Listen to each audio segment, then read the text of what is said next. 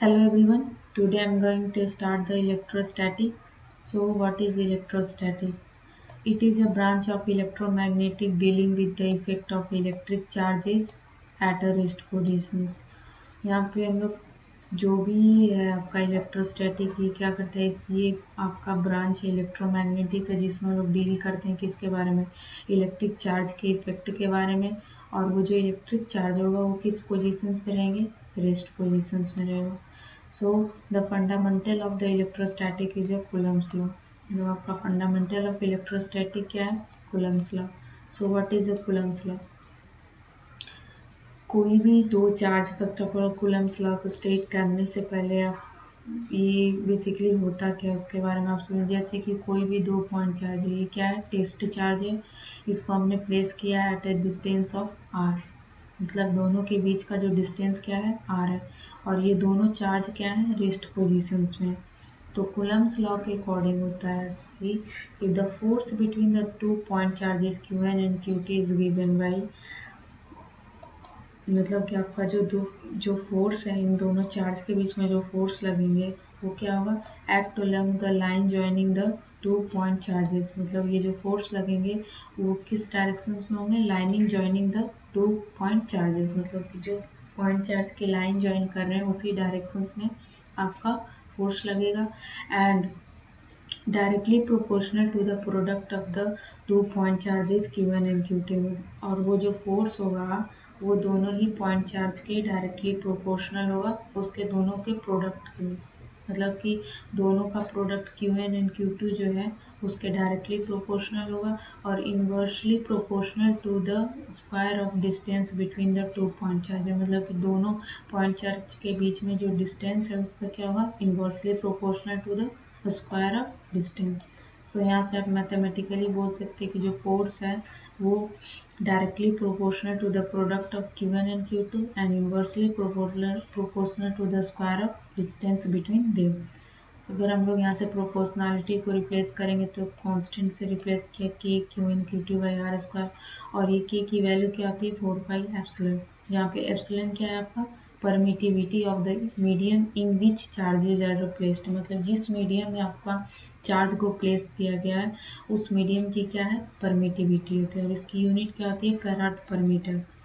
और free space के case में क्या होगा, इस परमिटिविटी एप्सिलॉन नॉट से इंडिकेट करते हैं और इसकी वैल्यू क्या आती है, 8.854 इंटू 10⁻12 फैराड पर metre. And epsilon R is the relative permittivity. अगर हम फ्री स्पेस के अलावा किसी अलग मीडियम या कोई भी स्पेस में रख रहे हैं जहाँ पे, तो वहाँ पे क्या होगा कि आपकी जो परमिटिविटी की वैल्यूज़ है एप्सिलॉन की value epsilon R into epsilon naught हो जाएगी। और एप्सिलॉन आर क्या होगा उस केस में, रिलेटिव परमिटिविटी। वो आपको क्वेश्चंस में मेंशन रहेगा कि रिलेटिव परमिटिविटी की वैल्यू ये है, इस मीडियम में चार्ज को प्लेस किया जा रहा है। सो इन फ्री स्पेस केस में क्या होता है, एप्सिलॉन आर की वैल्यू क्या होगा, 1 होगा।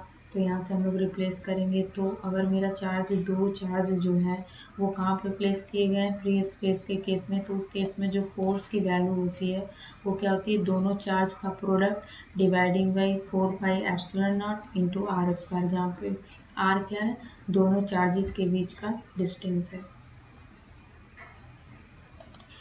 अब हम कूलम्स लॉ को वेक्टर्स फॉर्म में कैसे इंडिकेट करेंगे। फर्स्ट ऑफ ऑल एजम्पशंस कर लिए, ये आपका क्या है, यहाँ पे ओरिजिन है और ये Q1 चार्ज है, ये Q2 चार्ज को प्लेस किया गया।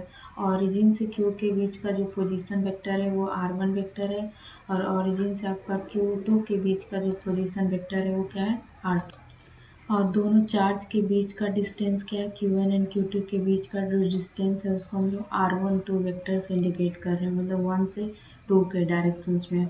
और इस डायरेक्शन में पोजीशन वेक्टर के यूनिट वेक्टर के टर्म में इंडिकेट किए हैं, जो यहाँ पे यूनिट वेक्टर क्या है, A12। ये इंडिकेट कर रहा है डायरेक्शंस किस टाइप, कहाँ से आपका है, चार्ज Q1 से Q2 के डायरेक्शंस में। सो वेक्टर फॉर्म में इंडिकेट करने के लिए क्या करेंगे, consider the two point charges Q1 and Q2 located at the point having the positions vector R1 and R2।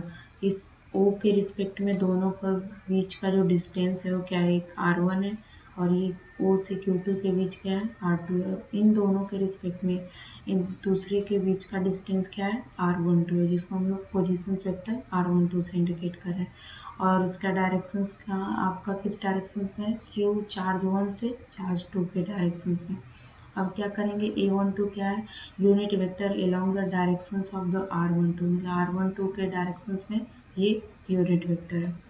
अब यहाँ से हमको क्या करना है कि अब वेक्टर्स फॉर्म में इंडिकेट करेंगे, F2 vector equal to Qn Q2 by 4 pi epsilon.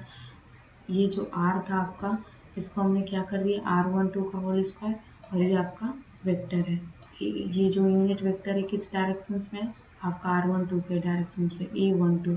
अब हमको क्या करना है कि इस यूनिट वेक्टर्स को हम लोग कैसे इस वेक्टर से हम लोग फाइंड आउट करेंगे। तो आपका R12 अगर आप फाइंड कीजिएगा तो क्या होगा, आपका R12 क्या, R2 माइनस R1, मतलब R2 माइनस R1। यहाँ से आप फाइंड आउट कर लिए वेक्टर्स R12 की वैल्यू। अब हमको यूनिट वेक्टर की वैल्यू फाइंड करना है।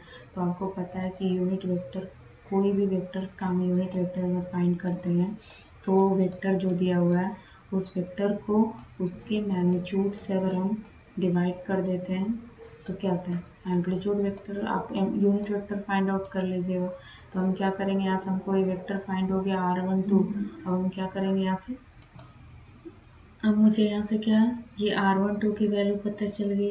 अब क्या करेंगे, हम यहाँ से यूनिट वेक्टर निकाल लेंगे, इस वेक्टर्स को इसके मैग्नीट्यूड से फाइंड करेंगे तो यहाँ से यूनिट वेक्टर आपका फाइंड आउट हो जाएगा। फिर हम इसको क्या करेंगे, वेक्टर फॉर्म में इंडिकेट कर देंगे, F1 equal to Q1 Q2 4 by epsilon R, यहाँ पे R स्क्वायर होगा आपका, R स्क्वायर A12 वेक्टर। और A12 अगर हम अगर डायरेक्शंस को चेंज करते हैं, मान लीजिए आप A12 यहाँ पे वेक्टर लिए 2 1 करेंगे तो जस्ट आप नेगेटिव साइन से रिप्लेस कर दीजिएगा और यहाँ पे क्या हो जाएगा, F12 vector is equal to minus F22 vectors. और A21 निकालेंगे तो हम क्या करेंगे, उसके इसमें R21 से डिवाइड कर देंगे उसके मैग्नीट्यूड को। यहाँ से R21 क्या होगा, R1 माइनस R2 एंड उसके मैग्नीट्यूड से। तो यहाँ से हम फाइंड आउट कर लेंगे कूलम्ब्स लॉ आपका।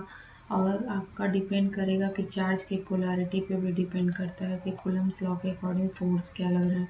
अगर दोनों चार्ज की पोलैरिटी सेम होगा तो उन दोनों चार्ज के बीच में क्या होगा, सेम पोलैरिटी की वजह से रिपल्सिव फोर्स लगेंगे, मीन्स दोनों का अपोजिट डायरेक्शन होगा। और यहीं पे अगर चार्ज नेगेटिव साइन होता है, एक नेगेटिव है आपका और एक क्या है, पॉजिटिव है, यहाँ पे पॉजिटिव ये नेगेटिव, तो क्या होता है, दोनों के बीच में अट्रैक्शन फोर्स लगता है। तो force according to the charge we can decide in which direction force is acting, and that is repulsive or that is the attractive force. Thank you. That's all.